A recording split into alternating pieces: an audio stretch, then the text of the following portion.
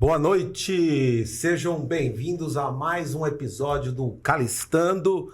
E hoje não poderia ser diferente, um convidado super especial. Ele tem apenas 37 anos, mas já é responsável pela indústria de agronegócio Latam da SAP, que por sinal é uma das maiores empresas de software do mundo, se não a maior, né, se eu não me engano. Uma das maiores, maior em termos de RP, back-office. Ah, sim, ok. Então, falei certo, não? E o André é paulista, casado, pai de gêmeos, Joaquim e Mariá, apaixonadíssimo pelo agro raiz e pelo tênis também. Eu vou querer saber um pouco dessa história de tênis aí. E André acredita que dedicação é a chave do sucesso. Inclusive, ele se inspira, um dos ícones, né, que ele se inspira é o tenista Rafael Nadal, que é um dos maiores tenistas de todos os tempos, que tem uma frase, assim, pouco desafiadora, não? Que eu vou aqui ler. Eu não acredito que as coisas mudem por si mesmas. Você tem que mudá-las e eu farei todo o possível para mudar. André Ferreira, seja bem-vindo ao Calistando. Obrigado, Calista. Um prazer, uma honra estar aqui com vocês. Cara, que legal, viu, que você conseguiu vir. Não, é um prazer todo meu. E é isso, só apaixonado no agro, toda a formação aí no agro. Agro, então, boa, ótimo pra gente começar. Você tem formação de engenheiro agrônomo? Sou engenheiro agrícola, formado pela Federal de Lavras. Tá. Mestrado pela Universidade de São Paulo, em Piracicaba, Exalc, na parte de planejamento. MBA pela parte de agronegócio. Caramba, mas então, calma aí. Da onde veio esse amor, não é? Quer dizer, foi o pai, foi a mãe? Como que você se conectou com o agro e decidiu, eu quero realmente seguir? Na realidade, na época de terceira colegial, a gente tá super perdido ali, não sabe o que vai fazer da vida, né? É muito isso. Eu fiz aquela orientação vocacional, então gostava muito de biologia, mas não gostava tanto da parte de químicas, por isso que eu não fui para agronomia, fui para engenharia. Gostava de física, gostava de matemática. Então, aí, como resultado final da orientação vocacional, que eu recomendo que todos façam. Então, que dá deveria ser norte. mais feito pelos jovens. Exato. Não é? Me direcionou aí para a área de engenharia agrícola e tô feliz. E saiu mesmo engenharia agrícola? Saiu. Gente, mas como que foi esse lance? Qual que é a metodologia? Você preenche alguma coisa, bate um papo com um psicólogo? Como que é? São algumas perguntas que são feitas, né? Um autoconhecimento também do psicólogo e seu. Tá. Algumas perguntas que vão direcionar o que você tem maior afinidade, com que área você tem maior afinidade que gostaria de trabalhar. E aí, como resultado final, obviamente, não deu engenharia agrícola, mas deu alguns quadros onde apareceu engenharia agrícola. Interessante que eu não conheci o curso de engenharia agrícola. Isso com quantos anos? 17, 18 anos no máximo. Caramba, novão. Conheci agronomia ou engenharia agronômica, que é agronomia. Tá. Foi aí que eu tive o primeiro insight sobre engenharia agrícola, que eu fui pesquisar para saber qual era a diferença, o que faz, quais são as universidades. Na própria USP não tem engenharia agrícola, né? Agronomia. Então, na Unicamp tem, Viçosa tem, Lavras tem. Vai dizer enfim. que você achou a atual senhora Ferreira a sua esposa do agro? Não. Essa aí não tem nada a ver. Fechou. Aí seria muita paixão, né? Aí Não. foi eternamente grato, não, Aí mas não que tem nada a ver. interessante. Quer dizer que o teste vocacional te levou a investigar, a se debruçar mais sobre... Entender mais o que era engenharia agrícola, e aí fui pesquisar as universidades e por aí deslanchou. E você viu que para você conseguir... Porque, cara, isso que você tá contando de maneira bem simples, né? Ah, me conectei e vivo a minha paixão. Para a maioria, cara, tem gente que talvez nunca vai descobrir. Não é? Exato. Quer dizer, aí saiu o resultado lá do teste vocacional. O que você percebeu que fez a diferença? Teve alguém que conversou com você, sei lá, fez uma mentoria, falou, olha, tem esses quadrantes aqui...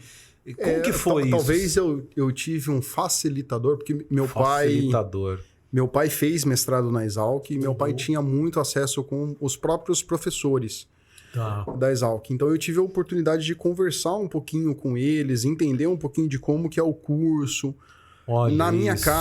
na minha casa somos em 3, né? Três. A minha irmã mais velha, a Fernanda, eu sou do meio, o André, e tenho um irmão mais novo, que é o Ivan. A minha irmã, um exemplo aí de mulher, passou direto na USP, né? Caramba, hein? E aí a pressão veio pro meu lado. Geninho. A pressão veio pro meu lado. Eu, obviamente, cheguei no 3º colegial, não queria saber muito de estudar. E aí foi quando meu pai me sentou no sofá. Foi uma das primeiras conversas sérias com meu pai, falando: olha, eu construí o meu futuro, sua irmã tá construindo o dela e você tem que construir o seu. Naquela época, a gente estudou numa escola particular. Então, o recado foi: até o 3º colegial e o cursinho, eu estou disposto a investir em você. Depois do cursinho, você vai saber o que você quer para sua vida. Você quer uma universidade privada, você vai trabalhar para poder pagar. Eu não vou ficar pagando faculdade para ninguém. É? Papo reto. Foi aí que eu senti o primeiro peso. Falou... Mas foi bom, porque me colocou no eixo. Isso é ótimo. Hoje em dia, o pai fala assim, olha... Eu vou pagar até você fazer 60 anos. Não, hoje em dia não tá aí. Mas, ó, eles viram estudantes profissionais. Deixa eu só ressaltar, não sou contra universidades particulares. Não, naquela claro que não. época que eu tinha sim, 18 anos, era outro cenário. Claro. Né? E aí foi a forma que meus pais também nos educaram. Então, nada contra, pelo amor de Deus. Não, claro. É turma do mimimi, fica tranquilo, tá? Nada contra. Nós estamos abertos a tudo, mas... Muito legal esse seu direcionamento e esse privilégio, né, de você poder viver do que você ama, do que você gosta, porque certamente a sua entrega é diferenciada, não é? Com certeza. Se a gente for falar com o Rafael Nadal, espanhol, vai falar assim, o que você considera? Não, o cara treina, o cara se esmera, mas ele fala, eu não imagino a minha vida sem o tênis. Por quê? Porque ele ama a quadra e tudo aquilo. Então, eu acredito muito nisso, sabe, André? E foi um dos motivos da gente convidar, porque agro e tecnologia. Calma aí. Como foi isso? Então, é interessante. A partir do momento que eu estava fazendo mestrado na universidade, na Exalc, né? De São Paulo, em Piracicaba. Aí veio o convite de uma empresa para mim trabalhar na área de consultoria. Então, fiz implementação de software. Isso me ajudou muito a entender como são os processos. Que tipo de informação. Na época que eu formei em engenharia agrícola, eu nem imaginava que existiam softwares para poder gerenciar. E já existiam naquela época? Já existiam. Diversas grandes empresas já utilizavam. Então... Eu entrei para poder fazer a implementação, foi aonde eu falei, nossa, legal, eu gosto disso, é sempre um desafio, porque você está numa empresa diferente, você tem que atender uma demanda diferente, um desafio diferente. Então, comecei na parte de logística, na parte de recepção, análise de matéria-prima. Depois fui evoluindo como um arquiteto de soluções. Aí... Então, agora, assim, desculpa te interromper, porque você é agro-raiz, é a tua paixão. E aí você começou e trilhou sua carreira até chegar numa carreira executiva dentro do agro, logicamente atrelado à tecnologia, muito bem. Mas eu acredito que faz uma baita diferença, não? Porque você conhece a linguagem, não, do produtor rural, do cerealista, Exato. do trading. Quer dizer, você senta com ele, mais do que você falar tecniquez, você vai poder... É business, é negócio, né? Exato. Essa é a principal... Vamos dizer assim, a vantagem que eu vejo. Eu consegui entender o negócio como um todo, né? E consegui passar também, eu não sou programador, então eu tenho que trabalhar com especialistas das áreas. Claro. Consegui passar essa mensagem de uma maneira clara para o time poder trabalhar também e a gente ser bem assertivo. Então, acho que, com certeza, o entender o negócio, mais trabalhando alguns anos, mais de 10 anos em tecnologia, fez eu deslanchar um pouco mais. Seu Cláudio, por favor, entre aqui com a gente. Sem seu Cláudio não tem podcast, não. Ele tá trazendo combustível, não é? Obrigado, seu Cláudio.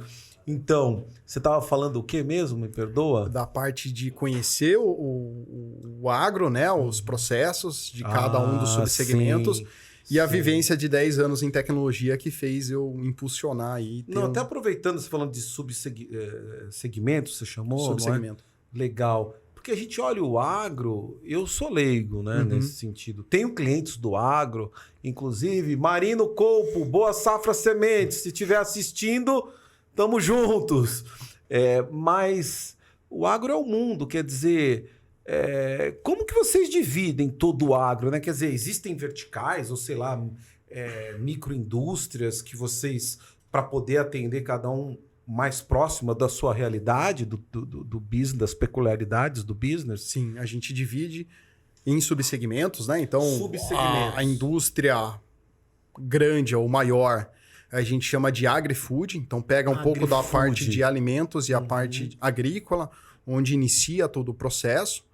Então, a gente atende toda a parte de proteína animal. Então, desde a parte de cria, recria, engorda o animal, a gestão do animal vivo, recebimento desses animais, o abate, desossa, engorda, e toda a industrialização, né? Os diferentes tipos de carne. Então, a gente vai pegar a gestão da cadeia como um todo, o transporte, a armazenagem, a gestão da cadeia como um todo. Exato. Nada complexo, não? Nada complexo.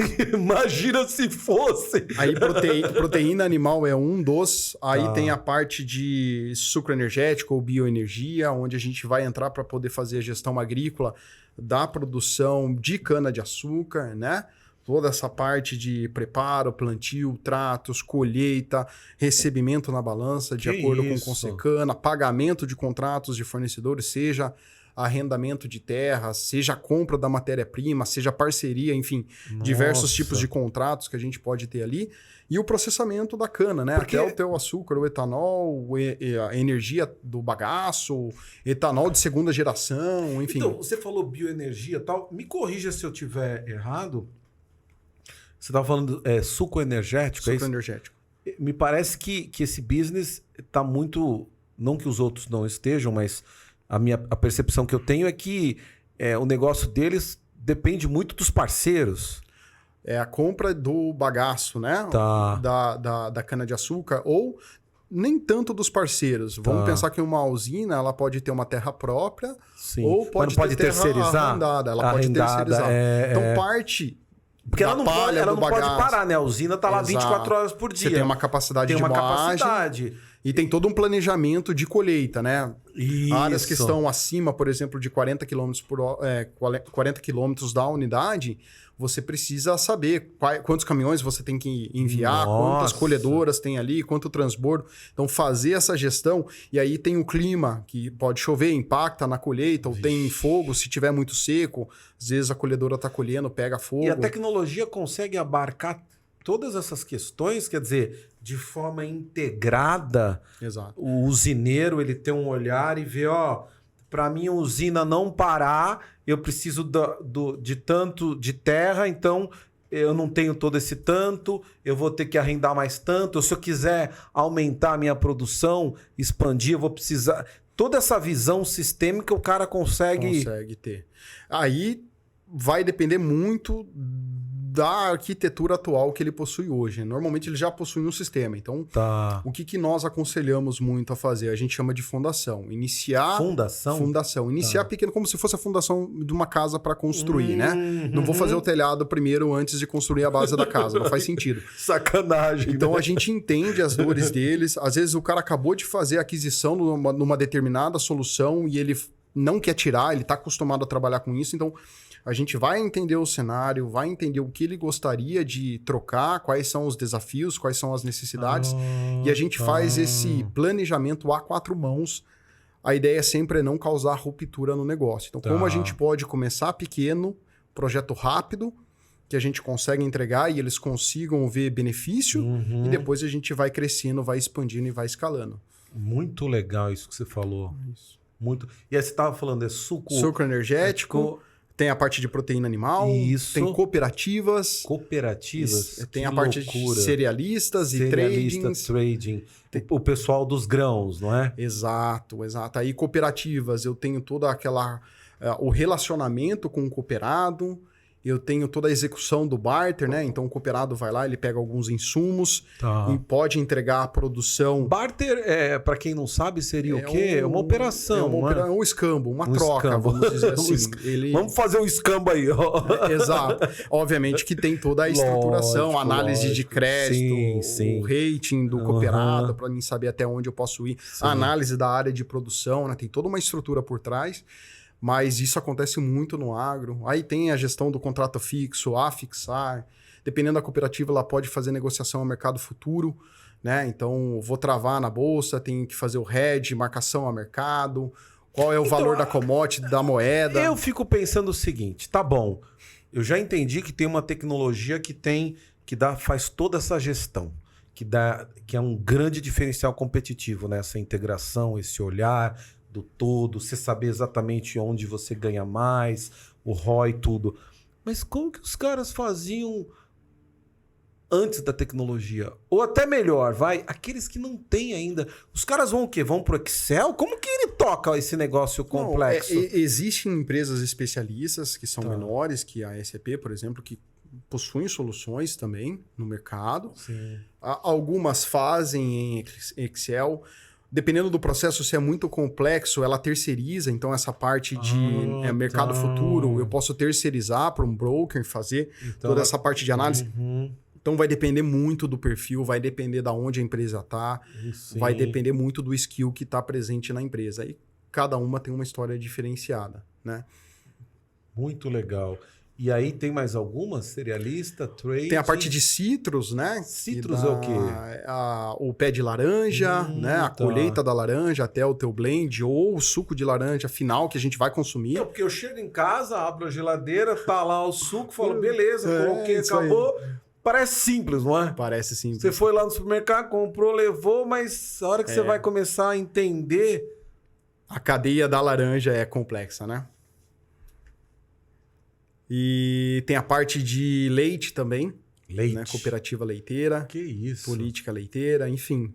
São esses subsegmentos hoje que a gente vem trabalhando na SAP e a gente vem tendo sucesso, a gente vem crescendo bastante. Sem dúvida, até porque eu fico pensando, então tá bom, então esse software que promove, né, que disponibiliza essa integração e tudo mais, ele já existe há X tempo e dentro desse software tem uma experiência, tem né, práticas, tem as melhores políticas que quando a pessoa, o empresário, o usineiro ou cerealistas, enfim, quem for, quando ele compra o software, não é só a tecnologia, né? Ele está comprando as melhores práticas do mercado, governança, compliance. E aí tem um estudo bacana da SAP que foi feito pela Universidade de Pensilvânia, onde mostraram que empresas que fizeram investimento em soluções da SAP podem ter uma valorização de mercado entre 6% a 16%. E não é à toa, né? Que se a gente olha para a Bovespa, 89% das empresas usam SAP. Rodam SAP, e se eu for para Nova York, a Bolsa de Valores de Nova York chega a 93%. Então isso é a credibilidade de fato que um sistema de gestão traz. Eu sei porque assim, como eu te falei, o Marino é nosso cliente. E aí, no meio do processo dele, ele começou a contar a história da Boa Safra, ele fez o IPO ano passado, e ele falou assim, quando eu fui buscar, né, as auditorias tal para ajudar no IPO, falou, primeira coisa, você tem que ter um software para poder a conta fechar e gerenciar tudo isso. Mas vou atrás de quem? Aí falaram, o SAP. E aí ele falou que realmente aderiu porque falou, nossa, praticamente todo mundo que está na bolsa, que tem que passar por esse caminho, tem que ser auditado, tem que não sei o quê, tem o SAP. Então, realmente é um validador, não é? Exato. Isso é muito... Tem uma robustez. E é aquilo que você falou, melhores práticas, né? Eu não vou sentar e redesenhar a roda ou redesenhar o meu processo. A gente já traz o que o mundo está utilizando, né? E quando eu falo mundo, é o mundo mesmo. Porque quando eu falo em agronegócio, obviamente o Brasil tem a sua grande representatividade, mas a gente tem um portfólio de agro na Alemanha, nos Estados Unidos, na América Latina como um todo, na Austrália. Caramba! Então a gente traz essas melhores práticas. Cana, tem bastante cana na Austrália. Está na mesma zona que o Brasil, um pouquinho mais para o lado, né? Então... Então, agora eu quero mudar um pouco e fala essa história de tênis, paixão. Você joga mesmo? Eu jogo, foi uma paixão... Onde você arruma tempo pra jogar de madrugada? Nossa, 7 horas da manhã, tem que ser, senão depois não tem jeito. Com as crianças depois não tem jeito. Meu Deus. Mas eu acho que como todo brasileiro eu insisti muito no futebol, né? Tentando jogar futebol, mas nunca fui muito bom eu era em um futebol. perneta de primeira. Aí fui pro gol, não pegava nada e falaram, tira esse cara daí. É mais ou menos por aí. Aí eu ficava ao lado do campo ali, você entendeu? Porque meu negócio é storytelling, meu negócio é comunicação. Eu falava, vai, faz isso. E começou a funcionar. O cara falou, tá vendo? Aí, ó, já achou o seu. Você tem que arrumar algum canto aí como comunicador. Aí eu falei, entendi. Eu vou sair daqui. E aí eu tentei o futebol, não deu, mas gostei sempre muito de academia. Aí eu tentei fazer uma época triatlon, que foi legal. Uhum. Mas depois que a gente casa e tem filho, e trabalha e viaja, fica muito difícil de conciliar as agendas. Imagino. E aí o tênis é aquele jogo que você precisa de mais um do outro lado para poder jogar, ou quando você tem uma turma maior dá para você jogar dupla. Pode crer. E depois do tênis você vai beber, tem a resenha, tudo mais, Sim, igual aos outros resenha. esportes. Então eu acho que o tênis acabou simplificando, que eu não preciso de muita gente para poder jogar. É um esporte que exige muito fisicamente, mas mais que fisicamente, ele exige muito mentalmente. Se eu não estiver concentrado, eu não consigo aplicar os movimentos e as técnicas do jeito que eu preciso. Então, isso que me fez... Como tudo na vida, né? A gente tem que ter muita dedicação, transpiração, mas obviamente a cabeça ela tem que estar funcionando muito para a gente poder fazer aquilo ou atingir corpo são. É isso aí. Então, dentro disso ainda, quer dizer, o mundo executivo, e isso não é da sua empresa, é de um todo. É uma pressão, é uma correria, não é? Enfim, a gente sabe, a competitividade está aí. Você poderia dizer que parte do seu equilíbrio mental, físico, emocional... O tênis te ajuda nisso? Quer dizer, será que é uma válvula de escape que você... Com certeza é uma válvula de escape. Uma, porque eu não posso... Me ajuda muito em concentração. Tá. Não dá pra jogar tênis pensando no que eu vou fazer depois, pensando na esposa, na briga que teve na esposa, nas crianças. Não dá, você já tentou? Já tentei, e foi as piores derrotas. Teve jogo que eu falei, vou parar por aqui, porque tá muito ruim. Então, é um esporte que exige muita a concentração sua, né? Naquilo que você tá fazendo nesse momento. E isso acontece muito no dia a dia nosso, né? Então, é WhatsApp, é e-mail, mensagem interna, é um monte de gente tentando falar contigo. Gente, que loucura! Então, fez com que eu conseguisse me concentrar, focar nas coisas que realmente eu precisava focar. E a parte física, né? Onde me dá uma adrenalina, eu saio renovado do tênis, né? Então... É a sua academia. Eu faço academia. Você faz também? Porque correr, o abaixar, a explosão que o tênis exige. E para não ter lesão também, né? Joelho, cotovelo, ombro. Então eu acabo fazendo ainda para me manter aí ativo. Cara, então você é malhador. Mais ou menos. Não tudo isso, mas eu gosto. E a sua família, tem mais alguém do agro, André? A família da minha esposa, ela possui terras e arrendam para raiz, entregam cana para raiz, né? Essa empresa é uma potência, não? É uma das maiores aí que a gente tem no Brasil, né? Sim. Que tá dentro do grupo Cosan. Então a gente é de Piracicaba, a fazenda fica por ali. Tá. Então tem um pouco do histórico aí nesse sentido também. Eu tinha um cliente de Piracicaba, não sei se eu te falei, aquele CTC, Centro de Tecnologia. Canavieira, conheço. Fiz implementação lá também. Que isso? Já passou por tudo quanto é lugar? A gente roda um pouquinho, né? Eu queria falar um pouco esse tema aí, sustentabilidade, né? Acho que não existe nenhum setor que não está sendo cobrado aí pelas práticas sustentáveis e toda aquela coisa. Como que você vê isso no agro, assim? E de que maneira que a tecnologia pode ajudar ao cara a ter habilitadores de sustentabilidade para poder então, de fato, tornar o negócio dele mais verde, entre aspas? Eu acho que primeiro, Calixto, a gente tem que desmistificar essa visão de que o agro polui, né? Tá. De fato, isso não é uma realidade. Tem diversos estudos que acabam comprovando isso. De onde veio essa demonização? A minha opinião, Tá. é a minha opinião. Sim. Eu acho que ela tem um apelo político e comercial muito Concordo, forte. Porque o Brasil concordo. exporta Aham. muito alimento. E aí bate de frente com os caras, aí começa a uma falar forma um de monte derrubar preço, Isso. ter barganha. Barreiras, lá, e começa a falar, não, isso, concordo. Então, o que eu venho observando hoje, se eu pegar um dado do mapa, 60% da produção agrícola brasileira toca tecnologia. Em que sentido? Melhoramento de genético de novas variedades, o manejo, tem o LPF que faz aí um trabalho fantástico, tem toda essa parte de controle de aplicações no campo, né? Utilização mais consciente de insumos. A gente passou por uma crise de fertilizantes de NPK o ano passado por conta da guerra da Rússia com a Ucrânia, fez com que disparassem 30%.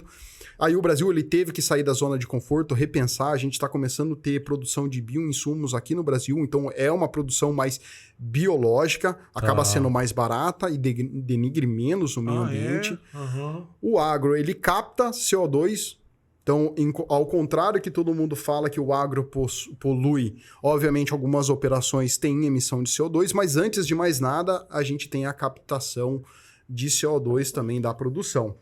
Então, e se o agro ele não for sustentável, ele não perpetua.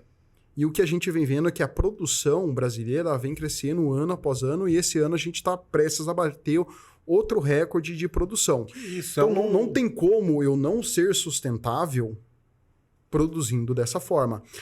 Não estou falando que nós não temos problemas. Sim. É um outro capítulo. Eu acho que a gente tem que certificar, tem que monitorar, não pode fazer derrubada de florestas nativas, tem que tomar cuidado com a parte fluvial, com os rios para não poluir.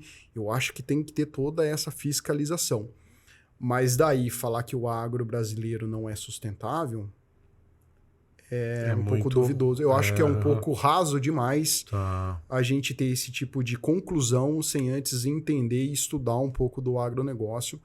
Que se tem alguma coisa que deu certo no Brasil é o agronegócio. A gente exporta muito tecnologia para todo mundo. Então... Todo mundo vem para o Brasil para ver o que nós fazemos no agro. É o único país que tem safra, safrinha. Se eu for para os Estados Unidos, a produção de milho acaba sendo maior. Lógico, ele tem uma produção, depois é neve, vai matar lá todas as pragas, as doenças e tudo mais. Aqui não. É um país tropical, abençoado isso. por Deus. É isso aí. Muito bom. Quer dizer, essa questão essa demonização de qualquer tipo, não é? Seja do ponto de vista de um business, seja do ponto de vista de um partido político, né? Não, aquele ali não presta. Isso aí é uma coisa que é tão negativa, né? Porque ela fecha o canal de comunicação. Exato. Você não consegue... Se a gente for pegar a receita do ano passado, praticamente 47% veio do agronegócio. De toda a receita brasileira. Você tá brincando. 47%. Então, não faz sentido nenhum a gente criticar o agro e falar que ele não é sustentável. Vamos criar uma agenda positiva. De novo, a gente tem pontos de melhoria, como todo setor, com certeza. É um tiro no pé, né? A gente criticar uma indústria que, de fato, corrobora para o crescimento aí nacional. Tô contigo e não abro mão. E aí, uma outra coisa que eu queria falar... Eu tava dando uma estudada tal para te receber, não é? Que eu tenho que estar antenado. E eu vi lá Agro 5.0. Falei, caramba, não sabia nem do 1.0, né? Já tá no 5. Como que é isso, Agro 5.0? 5.0 é que a gente tá no momento da indústria de ter insights, recomendação de aplicações, recomendações agronômicas de aplicações no campo, né? Então, deu coletando todas as informações, né, de como eu estou produzindo, a variedade, quais são os produtos que eu vou aplicar, como que está a quantidade de chuva, como que está o meu nível de infestação, isso acaba sendo base para gerar uma recomendação. Será que eu devo aplicar agora? Será que eu tenho que esperar? Será que eu vou fazer uma aplicação a taxa variável? Será que eu vou fazer uma média? Então, como você trata esses dados? Seria isso? Isso, como eu vou tratar os dados. Informação hoje é algo essencial para o agro, né? Então, e de novo tecnologia, né? De novo tecnologia, porque eu vou ter que conectar com máquinas, eu vou ter que conectar com sensores de solo, estações meteorológicas, com drones que vêm fazendo aplicação no campo, e eu tenho que receber toda essa informação, Meu Deus, compilar, analisar, e aí tem modelos estatísticos robustos hoje que a máquina consegue processar, que antes não era factível um computador processar nessa magnitude. Imagino. E isso ajuda a gente a... Então, o 5.0 é justamente isso, a gente receber a recomendação. Acho que um ponto importante de ressaltar aqui, Calixto, é que isso não vai substituir o conhecimento humano, o agrônomo, né? Por mais que existam dados e a gente venha aplicando modelos estatísticos, quem vai tomar a decisão se vai efetuar ou não é o agrônomo que está lá na linha de frente, né? Então, não quer dizer uma substituição, mas sim informações relevantes em tempo real do negócio que vão ajudar as empresas a ser mais rentáveis ou ter uma aplicação mais sustentável, né? Ou reduzir o custo, enfim. Aí tem diversos indicadores que a gente pode ressaltar. Dizer, fiquem tranquilos. O humano ainda é fundamental. Com certeza. Eu acho que para algumas atividades que são repetitivas, provavelmente a gente vai ter o replacement, né? A mudança aí por máquinas, mas aquilo ainda que é muito racional, que tem muito feeling. Normalmente é um produtor que foi criado naquela determinada região, sabe qual é o comportamento, tem a conversa com os produtores da região local. Isso, então, pode crer. Tem muita coisa ainda que, sem ser o dado empírica, que dá para ajudar e falar, eu vou por esse caminho e não por aquele. Né? Então, eu fico pensando aqui, são tantas coisas e tantas informações, tanto a fazer, e aí eu imagino aquele produtor rural, aquele fazendeiro que não começou essa transformação digital. Qual é a melhor forma de você sente de convencê-lo, né? Assim, de que jeito? É mostrando, é trazendo um case? Porque às vezes o cara, ele não é que ele não implementa porque ele não quer, ele não entendeu, né, o valor que aquilo tem para ele.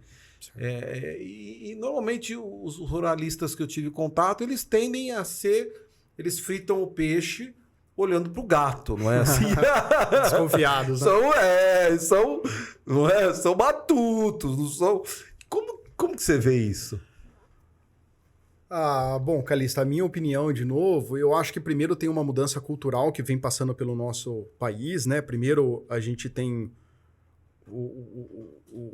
os patriarcas que estão tomando conta ainda das fazendas, que são pessoas um pouco mais idosas e, obviamente, essas pessoas que têm mais idade têm dificuldade com tecnologia, né? Então, isso acaba sendo normal você ter uma aversão, vamos dizer assim.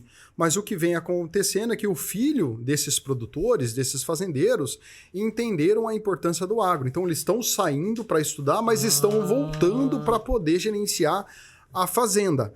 E aí eles nessa já oxigenando a empresa. Exatamente, questionando o pai, por que isso, por que aquilo, por que não fazer assim? Sempre faz assim, por que não muda? Isso. Cara, então, primeiro legal. é o aspecto cultural, né? Esse mindset que vem mudando com o tempo. Ô, seu Cláudio, de novo aí, hein? Que maravilha. O segundo ponto é que existem muitas soluções pulverizadas no agro. Então, imagina... Obrigado. Que cada empresa bate na porteira desses produtores e fala assim, olha, Calixto, eu vou resolver o seu problema. Aí você sai, passou meia hora, ou tocou o telefone, o Calixto, eu vou resolver o seu problema. Promessas. E o produtor, obviamente, ele fica confuso com tanta também, né? oferta que existe no mercado. E para onde que eu vou? Então, tudo isso, obviamente, gera uma inquietude, uma dúvida, e ele fica mais receoso. Qual que seria o meu conselho nesse sentido? Né? Fazer uma pesquisa, olhar para o lado e ver o que essas empresas estão consumindo. Dependendo do tamanho do produtor, ele é cooperado, né? Ou ele é parceiro ou associado de uma revenda agrícola e, com certeza, essa cooperativa e essa revenda agrícola está usando alguma tecnologia. Então, o que essa cooperativa O que essa revenda pode oferecer para que eu tenha ganhos de produção ou redução de custos operacionais. Quer dizer, gasta um pouco de sola, não de tênis, para poder da entender. bota, não é? Exato. Poder... Isso é extremo, porque é algo que funciona, né? Eu não vou acreditar numa pessoa que vai chegar na minha fazenda falando que vai resolver um determinado problema. Eu tenho que, de fato, constatar e ter a visibilidade que isso funciona no mercado. Um outro ponto importante, eu colocaria o quarto, é que a produção agrícola ela acontece distantes dos grandes centros. Isso faz com que a gente tenha muita dificuldade em termos de infraestrutura. Então, uma pessoa vai lá e faz a apresentação, eu vejo o sistema funcionando, sensacional. Aí eu viro para a pessoa e falo assim, cara, mas eu não tenho conexão de internet aqui. Ah, mas aí não dá. Então, não vai me ajudar. Nada. Não vai me ajudar em nada. Então, eu acho que o 5G ele vem para poder ajudar muito nessa conectividade no campo, né? Já está começando aqui no Brasil. A gente espera que isso possa avançar cada vez mais para poder suportar. E aí eu tendo uma conexão ou procurar soluções que possam trabalhar offline e online para ajudar no dia a dia aí na tomada de decisão e na coleta dessas informações. Então eu acho que vale a pena pesquisar, estudar, né? Comprovar que aquela solução de fato possa ajudar e aí tomar uma decisão baseada em conhecimento. Grandes empresas vêm trabalhando, se você pega uma Bayer, uma BASF, elas vêm investindo muito em tecnologia, cooperativas, eu comentei aqui, usinas, a parte do sucro energético também vem investindo muito em tecnologia, então sempre há algo para usufruir, para aprender, para ver como eles podem melhorar. Que legal. É verdade, eles investem muito. Tanto a BASF como a Bayer são meus clientes. Olha, legal. Eles investem, hein? No relacionamento com os produtores, os fazendeiros. Nossa, como eles investem. Eles já entenderam. Mudou muito a venda, né? Como que eu vou vender um produto para o produtor? Seja uma variedade, seja... Exatamente. Se eu não comprovo que aquilo vai ter uma produção de tantas sacas por hectare, o cara não vê valor, né? Então, a venda no agro, ela é muito técnica. Né? Eu tenho que comprovar, eu tenho que fazer ensaios. Né? Eu tenho que fazer testes para o cara poder ver que, de fato, aquela variedade ela pode trazer uma maior produtividade, uma maior produção. Então, e isso demora tempo, né? É relacionamento que você vai construindo ao longo do tempo com um determinado produtor. Não é cheguei aqui hoje, apresentei para você, fiz a venda e vou embora. Então, é um relacionamento. Isso é um grande diferencial, com né? certeza. Porque hoje eu tenho a impressão que as pessoas, elas estão tão líquidas. Sabe uma coisa líquida? Se eu pegar aqui a água e colocar nesse copo, logicamente vai tomar o formato do quê? Do copo. Do copo. Aí se eu pegasse aqui um outro recipiente quadrado, a água ia ficar o quê? Quadrado. As pessoas, elas estão assim, tão imediatistas. Exato. Cara, que parece que quer nascer com 1 mês e meio. E você, imagino eu, que uma implementação de uma tecnologia que vai trazer tantos benefícios não é da noite para o dia, nem tampouco você poder chegar na solução que você precisa, né? De fato, você vai precisar gastar tempo, se debruçar, receber, revisitar, entender, não é isso? Exato, é um agora, muito forte. Voltando para os cerealistas, o pessoal do feijão... da soja, milho. Vamos falar desse povo aí que eu gosto de milho. Quais são as principais dores? Eu fico pensando desse cara, em virtude do business dele, né? E que a tecnologia pode ajudá-lo a sanar essas dores. Bom, algumas delas a gente mencionou. Antes de eu entrar nas dores, eu acho que primeiro a gente tem um cenário de produção muito bacana para esse ano, né? Acho que o milho tem um crescimento interessante no ano. A soja provavelmente vai ter um crescimento legal também. Muito pelo que a gente vem vendo, o preço do milho ele vai ter um acréscimo interessante. Provavelmente o preço da soja vai ficar um pouco mais estagnado, mas são valores... interessantes que vêm acontecendo no mercado. Então a expectativa é muito boa, né? Soja, trigo. Ponto de atenção é o governo não atrapalhar toda a expectativa boa que a gente tem de produção. Esse governo é maravilhoso. Fica tranquilo. Vai estar tudo resolvido já. Esse é o tá ponto. garantida a picanha já. Eu espero que sim, galera. Eu também. Eu espero que isso vire uma verdade. Eu também, eu tô torcendo. É isso aí. Mas o governo não atrapalhando, a gente tem aí uma expectativa de exportação e receita muito importante aí do ponto de vista de grãos, né? Tá. Eu acho que os desafios, eu acho que primeiro, esse relacionamento com o produtor é algo muito importante, né? O saber quando que aquele produtor tá plantando, o que ele está usando, como que ele vai fazer a aplicação, os insumos, o pacote tecnológico, acho que é muito importante. Acompanhar a laninha, pelo que parece, a gente não vai ter um impacto muito forte climática da laninha que vem esse ano. O Rio Grande do Sul está sofrendo um pouco mais, mas o resto do Brasil está indo muito bem. Não quer saber de chover, né? Pois é, uma seca muito grande, né? Que é isso? Mas os Estados Unidos passou por dificuldade, a Argentina passou por dificuldade, isso é muito bom para a exportação brasileira, né? Em termos de mercado. Então, pelo que a gente vem vendo aí, isso não vai ter um impacto muito grande. Acompanhar a safra agora, inicial do milho, isso, se eu colher a safra no tempo certo, obviamente eu entro com a produção de soja também no tempo certo. Quer dizer, esse cerealista aí, de novo, a parceria ganha-ganha com o produtor é fundamental, né? É fundamental. Custo de produção tende a diminuir, a gente vê os preços de insumos caindo, eu acho que isso vai continuar na linha do tempo. E o outro ponto importante, será que a gente vai sentir isso na mesa? Arroz... Será que vai chegar? Um dado da FAO diz que pelo 10º mês consecutivo os preços de alimentos caíram. Obviamente ele subiu muito, né? Pós-pandemia, principalmente. A oferta e demanda, não tem segredo. Não né? tem. Uhum. Mas pelo 10º mês consecutivo, ela vem caindo pouco a pouco. Então eu acho que a gente vai sentir, sim, na linha do tempo, um fôlego maior, né? E eu acho que um outro ponto de atenção aí que a gente tem que ter para a parte de grãos é a moeda, né? Então a moeda ela está muito volátil esse ano, então o governo fala alguma coisa que não agrada o mercado, dispara. Vai criar uma moeda única aqui Pelo amor de Deus. Pelo amor de Deus, eu não posso nem falar desse tema. Pulou. Vamos para depois. Vamos para a próxima. Mas a expectativa é que fique aí, acho que do céu. Entre os R$5 aí, a comparação com o dólar. O produtor tem que ficar esperto, né? Eu acho que bateu ali 5,40, 5,30, ele ir travando aos poucos os contratos, que eu acho que a expectativa é ficar perto dos 5 ali a moeda. Poxa, bom demais. Então quer dizer que, e saindo daqui, vai direto pro amor da família. Vou voltar para Piracicaba, moro em Piracicaba, né? Interior aqui de São Paulo.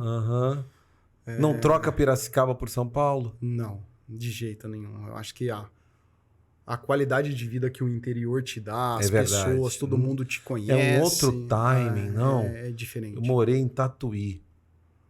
Que isso, professor? Tatuí, 60 quilômetros de Sorocaba. Deve ter o quê? Sei lá, 100 e poucos mil habitantes. Mas, gente, olha...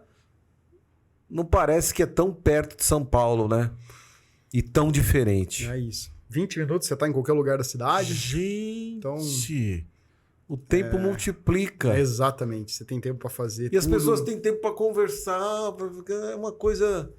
É diferente. É diferente. Vale a pena Nada mesmo. contra São Paulo. A minha irmã mora em São Paulo, mas é. acho que ali no interior você tem um pouquinho mais de qualidade para usufruir, né? É verdade. Mais alguma coisa que você gostaria de trazer que eu acabei não abordando do agronegócio, das tecnologias? Eu vou falar